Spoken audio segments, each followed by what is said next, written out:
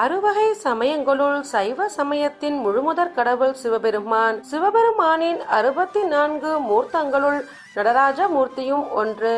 நடராஜ பெருமான் சிருஷ்டி, ஸ்திதி, சம்ஹாரம், திரோபாவம், அனுகிரகம் என்ற பஞ்ச கிருத்தியங்களையும் செய்பவர். அதாவது படைத்தல், காத்தல், அழித்தல், மறைத்தல், அருளல் என்பதாகும். சைவ சமயத்தில் கோயில் என்றாலே பஞ்ச சபைகளுள் பொற்சபைகவும் பஞ்சபூத ஸ்தலங்களில் ஆகாய ஸ்தலமாகிய சிதம்பரத்தையே குறிக்கும். மார்கழி திருவாதிரையும் ஆனி உத்திரமும் சிதம்பரத்தில் 10 நாள் பிரம்மோற்சவமாக வெகு விமர்சையாக கொண்டாடப்படும். சிதம்பரத்தில் ஆனி கிருத்திகை அன்று ஆனி திருமஞ்சன விழா கொடியேற்றத்துடன் ஆரம்பமாகும்.